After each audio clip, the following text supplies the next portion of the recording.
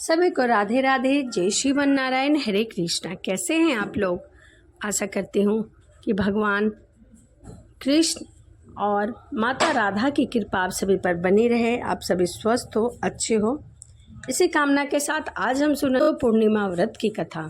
तो चलिए मन में भगवान नारायण का ध्यान करते हुए कथा को सुनते हैं।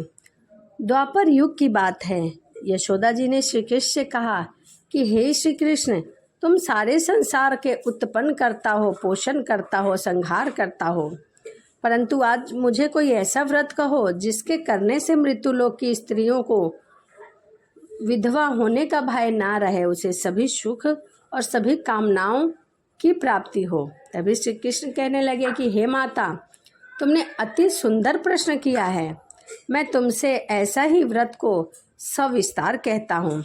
सौभाग्य की प्राप्ति के लिए स्त्रियों को 32 पूर्णमासी यानी कि पूर्णिमा का व्रत करना चाहिए। इस व्रत के करने से स्त्रियों को सौभाग्य संपत्ति मिलती है और यह व्रत करने से अचल सौभाग्य देने वाले भगवान शिव के प्रति मनुष्य मात्र की भक्ति को बढ़ाने वाला है। तभी यशोदा जी कहने लगती हैं कि हे श्री कृष्ण, सर्वप्रथम इस व्रत को मृत्युलोक में किसने किया था, इसके विषय में मुझे विस्तार पूर्वक कहो। तभी श्री कृष्ण जी कहने लगे कि इस भूमंडल पर एक अत्यंत प्रसिद्ध राजा था। चंद्रहास से पालित अनेक प्रकार से रत्नों से परिपूर्ण था। उसकी कातिका नाम की एक नगरी थी।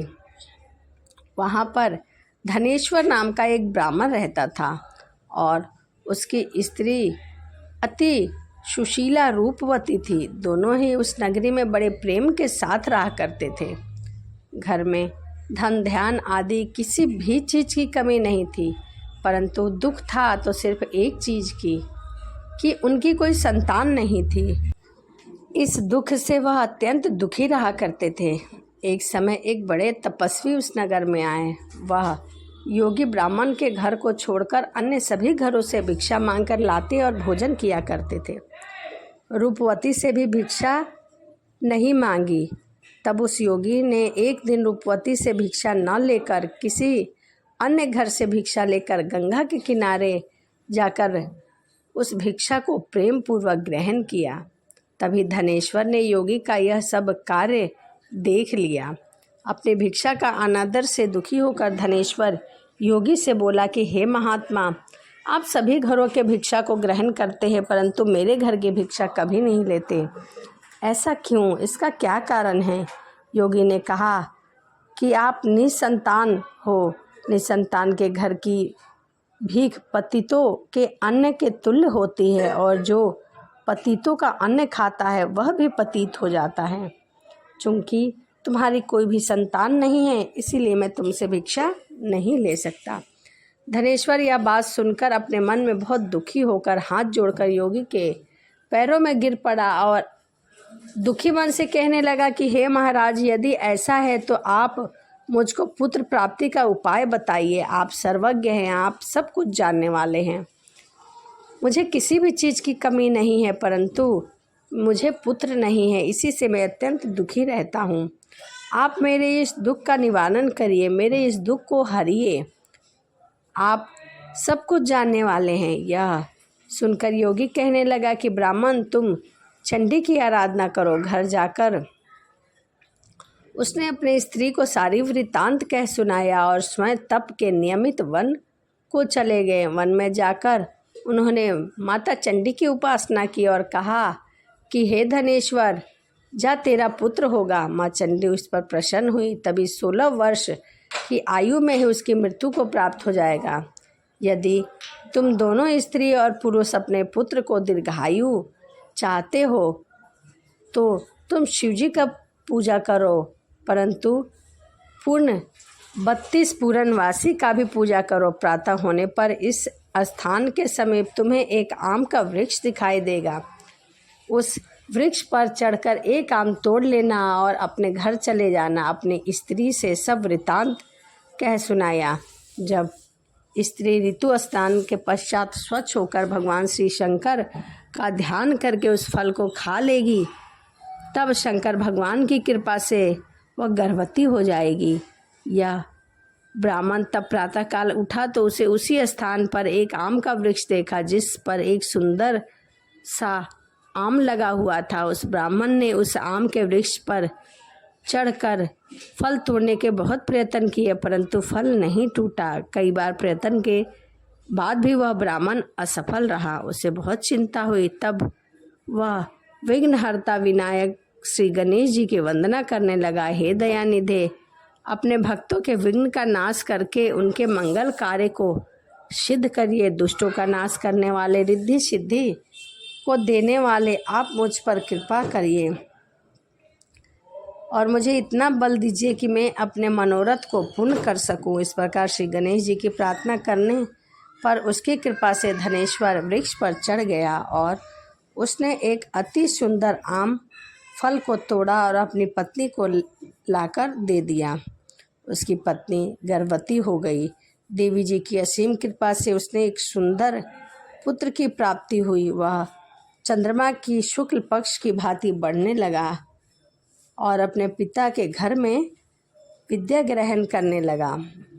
सुशीला की विद्या पढ़ने में बहुत निपुण हो गया। दुर्गा जी की आज्ञा अनुसार उसकी माता ने 32 पूर्णवासी का व्रत रखना शुरू कर दिया, जिससे उसका पुत्र की आयु लंबी हो जाए। 16 वर्ष लगते ही देवीदास के माता पिता को बहुत चिंता होने लगी कि इसकी मृत्यु हमारे आंखों के सामने न हो जाए, नहीं तो हम सहन नहीं कर सकेंगे। तभी उन्होंने अब देवीदास के मामा को बुलाकर और उन्हें बाहर पढ़ने के लिए भेज दिया और उनके मामा उन्हें लेकर काशी जाने लगे। देवीदास एक घोड़े पर बैठकर अपने मामा के साथ चल दी। मामा और भांजे आगे आगे चलते रहे। धनेश्वर भगवती दुर्गा की आराधना और 32 पूर्णवासी व्रत करना शुरू कर दिया। इस प्रकार 32 पूर्णवासी पूरा होने वाला था। कुछ समय पश्चात एक दिन वह दोनों मामा और भांजा मार्ग में रात्रि बिताने के लिए ठहरे हुए थे। उस गांव में एक ब्राह्मण की अत्यंत सुंदर पुत्री का विवाह था। पुत्री बहुत सुंदर थी, परंतु उसका पति एक आंख का काना था। जिस धर्मशाला में बारात ठहरी थी उसी धर्मशाला में देवीदास और उसके मामा भी संयोगवश ठहरे हुए थे। तभी वर के पिता ने देखा कि लड़की तो सुंदर है परंतु लड़का सुंदर नहीं है, तो उसने अपने कुटुंबियों से परामर्श करके निश्चय किया कि देवीदास मेरे पुत्र जैसा ही है, इसी के साथ मैं उसका लगन करा दूंगा और बाद में अपने पुत्र के साथ विवाह करके ले जाऊंगा।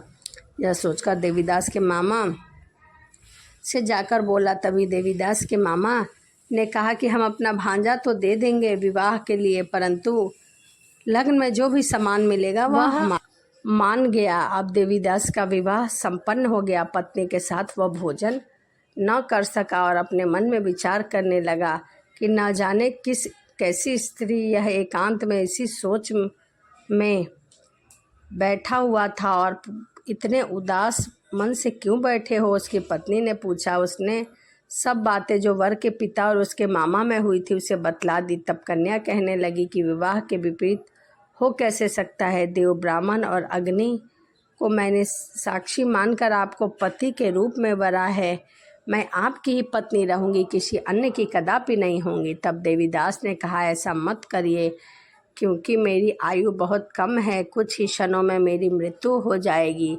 तब वह बोली, जो आपकी गति होगी वह मेरी गति होगी। हे स्वामी, आप उठिए और भोजन करिए, आप निश्चय ही भूखे होंगे। इसके बाद देवीदास और उसकी पत्नी दोनों ने भोजन किया तथा शेष रात्रि वह सोते रहे। प्रातःकाल देवीदास ने अपनी पत्नी को 3 नगों से जड़ी हुई एक अंगूठी दी, एक रुमाल दिया और बोला, हे प्रिय, इसे ले जाओ और संकेत समझकर स्थिर चित्त होकर जाओ। मेरा मरण और जीवन जानने के लिए तुम एक पुष्प वाटिका बनाना। यदि वह पुष्प वाटिका हरी भरी रहे तो मैं जीवित होऊंगा और सूख जाए तो मैं अपने प्राणों को त्याग दूंगा। यह बात निश्चय करके समझ लेना, इसमें कोई संशय नहीं है।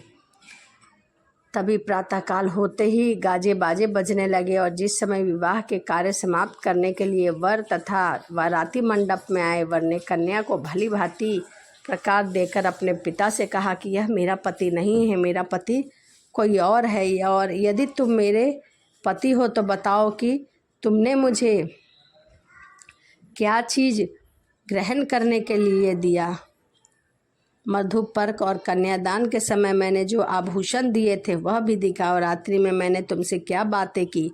पिता उसके कथन के अनुसार वर को बुलाए। कन्या की बात सुनकर सब कहने लगे कि नहीं जानता। इसके पश्चात लज्जित होकर वह वहाँ से लौट गए। भगवान श्री कृष्ण बोले कि हे माता, इस प्रकार देवीदास काशी पढ़ने के लिए चला गया। कुछ समय बीतने के बाद काल से प्रेरित होकर एक समय रात्रि में सर्प ने उसे डस लिया। डसने पर वह विषधर के प्रभाव से उसके शयन के चारों ओर विष की ज्वाला से विषैले हो गए, परंतु व्रतराज के प्रभाव से उसको काट न पाया, क्योंकि पहले ही उसकी माँ ने 32 पूर्णमासी के व्रत रख लिए थे। भगवान की कृपा से अब वह ठीक था। इस बालक की माता ने पहले 32 पूर्णमासी का व्रत किया। इसके प्रभाव से इसके प्राण वापस आ गए। उधर उसकी स्त्री उसे काल की प्रतीक्षा कर रही थी। जब उसने देखा कि पुष्प वाटिका हरी भरी है तो वह बहुत खुश हुई। उसे यह निश्चय हो गया कि मेरा पति जीवित है। यह देखकर वह बहुत खुश हुई और उनको ढूंढने के लिए निकल गई। जब 16 वर्ष व्यतीत हो गया तो देवीदास अपने मामा के साथ काशी से चले। इधर उसके ससुर भी उसे ढूंढ रहे थे। अपने घर से जाने वाले वह दोनों मामा भांजा आ गए। उनको आता देखकर उनके ससुर बहुत प्रसन्न हुए और अपने घर के अंदर ले गए और भोजन कराया, और बालक के साथ इस कन्या का विवाह हुआ था। उस बालक को जब कन्या ने देखा तो वह पहचान गई कि हाँ, यही मेरा पति है। कुछ दिन बाद देवीदास अपनी पत्नी और मामा के साथ अपने ससुर के घर से उपहार आदि लेकर चल पड़ा। जाते जाते वह अपने गांव के निकट पहुंचा। अपने माता पिता को पहले ही जाकर कुछ लोगों ने खबर दे दी थी कि तुम्हारा पुत्र देवीदास आ रहा है। वह अपनी पत्नी और मामा सहित आ रहा है। ऐसा समाचार सुनकर पहले तो उन्हें विश्वास नहीं हुआ, किंतु जब लोगों ने आकर कहा तो उन्हें विश्वास होने लगा। उन्हें बहुत आश्चर्य भी हुआ, लेकिन देवीदास ने आकर अपने माता पिता के चरण छुए। प्रणाम करके अपनी पत्नी ने अपने सास ससुर के चरण को स्पर्श किया। माता पिता ने अपने पुत्र और पुत्र वधू को हृदय से लगा लिया। दोनों की आंखों से आंसुओं की धारा बहने लगी। अपने पुत्र और पुत्र वधू के आने की खुशी में धनेश्वर ने बड़ा भारी उत्सव किया और ब्राह्मणों को बहुत सारा दान दक्षिणा देकर प्रसन्न किया। श्री कृष्ण कहने लगे कि इस प्रकार धनेश्वर 32 पूर्णमासी के प्रभाव से पुत्रवान हो गया। जो भी स्त्री इस व्रत को करती है वह जन्म जन्मांतर तक वैधव्य का दुख नहीं भोगती और सभी सुखों को भोगती है। तो यह पूर्णिमा व्रत की कथा थी। वीडियो आपको कैसी लगी कमेंट में जय श्री नारायण लिखना ना भूलें। तो चलिए इसी के साथ वीडियो को समाप्त करते हैं और मिलते हैं अगली वीडियो में। सभी को राधे राधे, जय श्री नारायण, हरे कृष्णा।